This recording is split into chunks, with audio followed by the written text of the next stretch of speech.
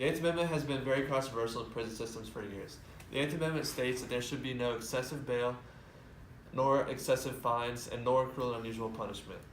Before there were prisons, there were public executions, such as hanging where they hang somebody by the neck, boiling where they put you in a hot boiling water, or rat torture where they put a circle around your stomach and they let rats torture you and kill you, or impalement where they stick a pole up you all the way through your body, and then you just hang there.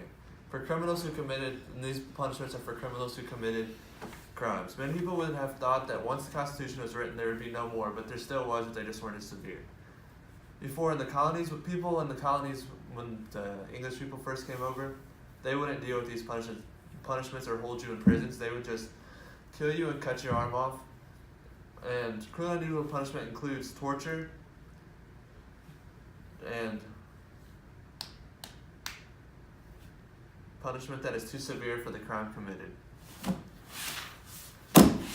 Okay, so the two Supreme Court cases that we found were Gregg versus Georgia, and he was guilty for armed robbery, and he killed and murdered someone. So he said it violates his Eighth Amendment to be on death row. He was on death row, and he was still guilty at the end of the sentence and ended up.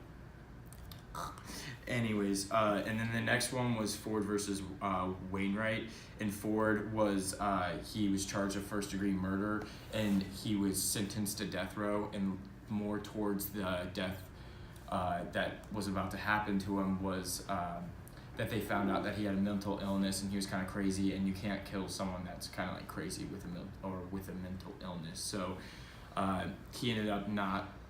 They didn't kill him because he had a mental illness, and he kind of won that case. So yeah.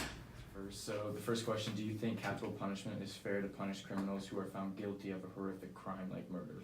Yes, but I do, but also depends. I mean, murder's murder, but I think it depends on what kind it is. You know what I mean? Depends on the scenario. On the scenario, and there's so many different types of scenarios out there. You know that you read about. Absolutely. I mean, like if you get a child that obviously gets murdered or gets tortured or abused or something like that. I mean, that there's serial killers out there. There's serial rapists that kill. You know what I mean? There's a lot of different scenarios out there. You know what I mean? Yeah. Then let's say like a crime of passion, where maybe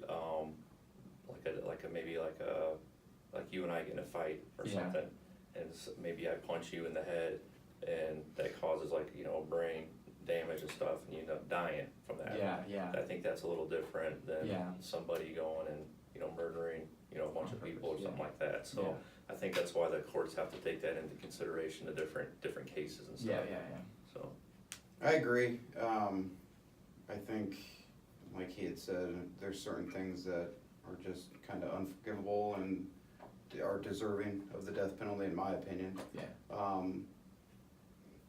But then on top of that, you have, so many extenuating circumstances that go into that, and with how the evidence is collected and all that. But mental health is huge now, so there's a big push for that too. But I'd say overall, especially when kids or something like that are involved, I believe in it. All right. Next question: when do you think that the death penalty should be used? Again, I think it depends on the case, you know what I mean? And I think you gotta know 100% that the person is guilty and they've gone through their appeal process and stuff like that, because there's been innocent, people that have gone to prison and they've been exonerated 20 years later because the DNA has gotten better, you know what I mean? The evidence has gotten better, and then now somebody's been rotting in prison for 20 years and they had the wrong guy over like an eyewitness. Well, can't you sue for that also? You like can, I've seen but someone got $1 million from You it. can, but I mean, I would rather have 20 years of There's my no life price on than 20 years. this $1 million, you know what I mean, than being Yeah. in prison. So Yeah. I just think when you're talking about death penalty cases, why they take so long for them to carry out the executions a lot of time is because of the whole appeal process in court, because you gotta make sure without a doubt this guy did this, you know what I mean? The evidence has gotta be there, so. Makes sense. Yeah, I would agree. I don't know what I would piggyback on that with.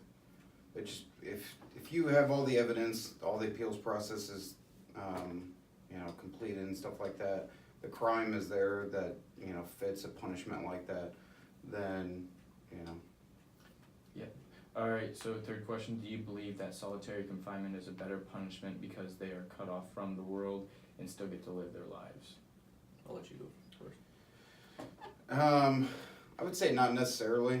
I don't think that there's any benefit to solitary confinement. I mean, I think you see a lot of prisoners who are in that kind of environment for years and years and years, and really their mental capacities break down more than there's any type of rehabilitation or anything like that. So I would say it's probably more humane at that point. If they're already, I mean, you're talking about death penalty versus solitary confinement for the rest of their life. Yeah. I don't know, man. I would think that that's a tough punishment for a mental state of somebody, and at that point, you're looking at the benefits of keeping somebody. Case 15797, Moore versus Texas. Mr. Sloan? Mr. Chief Justice, and may it please the court. In Atkins versus Virginia, this court held that the Eighth Amendment prohibits executing people who are intellectually disabled. And in Hall versus Florida, this court reiterated that the inquiry into whether somebody is intellectually disabled for that important Eighth Amendment purpose should be informed by the medical community's diagnostic framework and by clinical standards. Texas has adopted a unique approach to intellectual disability in capital cases in which it prohibits the use of current medical standards. It relies on harmful and inappropriate lay stereotypes, including the so-called Briseno factors. It uses an extraordinary, virtually insuperable, and clinically unwarranted causation requirement. And most fundamentally, it challenges and disagrees with this court's core holding in Atkins, namely that the entire category of the intellectually disabled, every person who is intellectually